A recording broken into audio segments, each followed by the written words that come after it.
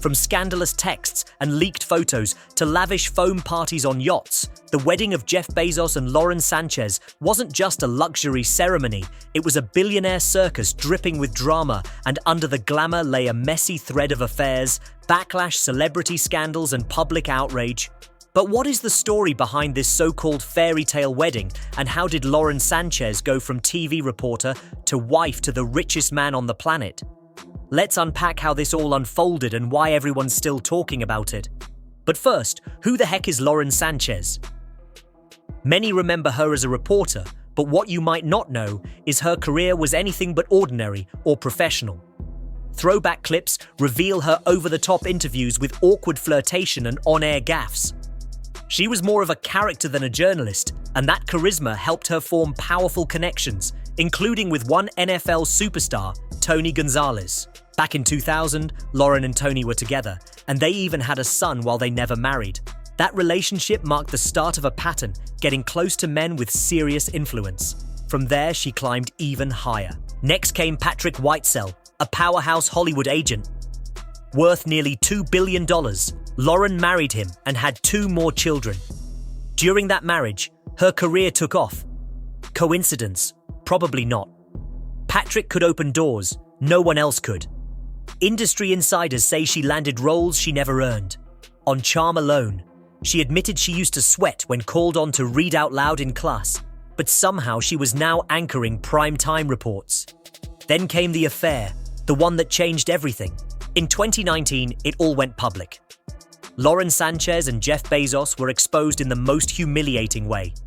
Leaked texts, sensual photos, and headlines that shook the tech world. The source: her own brother Michael Sanchez, who allegedly sold private messages to the tabloids. One message read, "I want to smell you. I want to breathe you in. I want to kiss your lips. I love you. I'm in love with you." Another included a selfie of Bezos, wearing only a towel with his wedding ring still on. This was more than a scandal. It was an explosion. Lauren and Jeff were both married at the time, but soon after both filed for divorce, and by the end of 2019, they were openly a couple. Their reputations took a hit, but it only pushed them deeper into the spotlight. Coming up, the woman Bezos left behind, and why Lauren's rise to billionaire bride sparked even more backlash.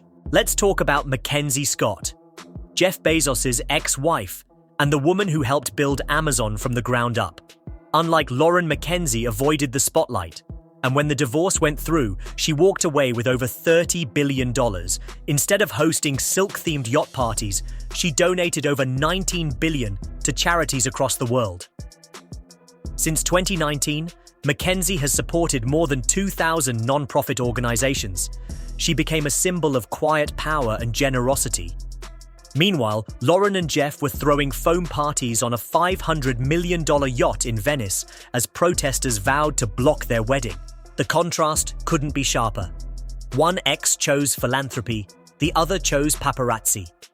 And while some praised Lauren's energy and exuberance, many saw it as shallow and performative. Her bachelorette party featured Kim Kardashian and Katy Perry. But few believed those friendships were real. It felt like a publicity stunt, a launchpad for Lauren's new celebrity career. Then came the wedding. It wasn't just big, it was blinding. The couple reportedly spent $25 million on the celebration in Venice. Italy. A-list guests flew in from all over. Themed events were held across luxury hotels. There was a silk night party where women guests were gifted cheap Amazon slippers, while the men received $100 designer velvet slippers. The symbolism wasn't lost on anyone. Jeff Bezos, founder of Amazon, gifting Amazon slippers to women. From the back of the warehouse, it screamed tacky. Social media erupted with comments calling the event tone-deaf, wasteful, and embarrassing. And things only got worse when photos from the wedding weekend went viral. Lauren Sanchez wore several dramatic outfits, including a wedding dress that had people asking if it was a joke. One photo in particular sparked outrage. It showed several women dressed in outdated maid costumes looking uncomfortable and out of place. Critics called it dystopian and compared it to The Handmaid's Tale. But it didn't stop there. The wedding after-parties lasted all night. One pajama-themed bash started at 7 p.m. and ran until 4 in the morning. Celebrities like Jessica Alba, Kris Jenner, and Corey Gamble were seen dancing all night. Sydney Sweeney and Orlando Bloom were photographed walking through Venice the next morning, looking hungover. Orlando later left with a mystery woman sparking even more gossip. Tom Brady, Kylie Jenner, Kendall, Chris, and others kept the party alive at a private palace until 3 a.m. Sydney Sweeney reportedly danced with newly single Brooks Nader and even got close with Tom Brady. Some say she was testing the waters after ending her engagement to Jonathan Davino. She was in full freedom mode, living her best life, and the cameras were capturing all of it. Even Oprah was there, sticking to her usual beige and purple color palette. But her friend Gayle looked lost and forgotten in the background again. It became a meme. Kylie showed off her body. Kendall wore a bizarre hood, and Kim looked visibly exhausted. The whole thing felt like a Diddy freak-off, as one commenter put it. Lavish, overdone, and disconnected from reality. And the guest list kept getting weirder. At one point, fashion mogul Tommy Hilfiger nearly fell into the Venice Canal. Barry Diller showed up with his wife, and people were quick to dig into headlines that once claimed Barry had come out as gay, but was still married. It added to the circus vibe of the whole event. Still more to come. The billionaires who watched it all go down, and the final twist that left everyone talking. So, who exactly made the guest list at the most chaotic billionaire wedding of the year? Besides celebrities and influencers, the event was packed with some of the richest people on earth. Oprah was spotted, Barack Obama was reportedly invited, Scooter Braun showed up, and so did Lauren's entire new network of elite insiders. But it wasn't just famous names that raised eyebrows, it was the money behind them. One of the most powerful attendees was Miguel Bezos, Jeff's father. He invested in Amazon back in 1995 and became one of the earliest billionaires to profit from it. Another mogul spotted was François-Henri Pinault, the CEO of the luxury empire that owns Gucci, Balenciaga, and Saint Laurent. He's also married to Salma Hayek and worth over $18 billion. Then there was Barry Diller, the media giant who helped shape Fox and Paramount Pictures and now controls Expedia, Match.com, and Tinder. He's built a career by staying ahead of trends, and now he was partying with the next wave of billionaire royalty. But even his personal life became a talking point when old headlines resurfaced during the wedding. All of this unfolded while average people in Venice looked on with frustration. Protesters outside the venue carried signs that read, "No space for Bezos," and critics online called the wedding tone-deaf and dystopian. In the middle of a global housing crisis and rising economic stress, Jeff and Lauren threw the equivalent of a $10 million party every night for a week. Some suggested they could have donated the $25 million to charity as a gesture of goodwill instead of blowing it on slippers and silk. And maybe then the public wouldn't be so quick to turn on them, because despite the money, the fame, the yacht, and the glamour, the backlash isn't going away. So what's next for Lauren Sanchez? The former reporter who went from interviewing celebs to becoming one. Her attempt to launch a new socialite persona seems to be working, but it's coming at a cost. Critics are calling her a clout chaser, a fame seeker, someone who climbed the wealth ladder by jumping from millionaire to mega billionaire. Still, some admire the hustle. From a certain perspective, she's just playing the game better than most and winning it too. After all, she didn't just land a rich guy, she landed Jeff Bezos, the richest guy. But the question remains, was this a love story or the world's most expensive PR stunt? From leaked texts to foam parties to silk pajamas on super yachts.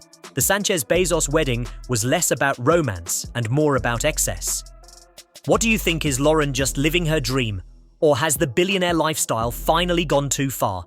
Let us know in the comments. And as always, don't forget to subscribe for more wild celebrity deep dives. See you in the next one. While the wedding itself dominated headlines, what happened after has started a bigger conversation. One that goes beyond celebrity gossip and enters the territory of power, wealth, and public image. Because let's be real, this wasn't just about a rich couple getting married. It became a global spectacle that revealed just how disconnected the billionaire class really is. Comment sections across platforms lit up with debates. Some said Lauren Sanchez was being unfairly judged, that if she were a man marrying up, she'd be called strategic, not scandalous. Others argued that the backlash was deserved, that flaunting this kind of wealth during a time of social and economic crisis was tone-deaf at best. But it's not just about the money, it's about the symbolism. Lauren's transformation from TV host to one of the most watched women on earth reflects something deeper. A shift in how influence is built and maintained in today's world. It's not about talent, it's about access, relationships, and staying in the headlines, no matter the cost. Even her critics admit one thing: Lauren knows how to stay relevant. She knows what photos will go viral, what parties will generate buzz, and what outfits will be reposted 1,000 times. That level of media awareness is part of what makes her so magnetic to someone like Jeff Bezos. A man obsessed with innovation, control, and image. And maybe that's why this wedding feels like more than just an event. It feels like a pivot point in pop culture. A moment where old money, new tech, and influencer fame collided in the most ridiculous yet revealing way possible. Because if Bezos wanted to send a message with this wedding, he did. The message was clear: we have the money, the power, and we don't care what you think. But that message may have backfired.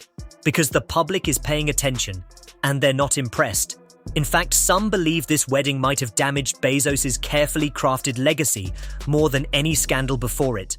Not because of what he did, but because of what it revealed. And Lauren Sanchez, whether you love her or loathe her, is now part of that legacy. Her story is forever tied to this chapter in Bezos' life. And for better or worse, she's no longer just a guest in the billionaire world. She's front and center. So, where does this all go from here? Will Lauren become the next major celebrity influencer with her own empire? Or will the public scrutiny grow too intense to handle? One thing is certain. This isn't the last time we'll hear her name, and the next chapter is already being written. Until then, stay curious, stay skeptical, and remember, even in a world of silk slippers, foam parties, and yacht parades, nothing is ever as perfect as it seems.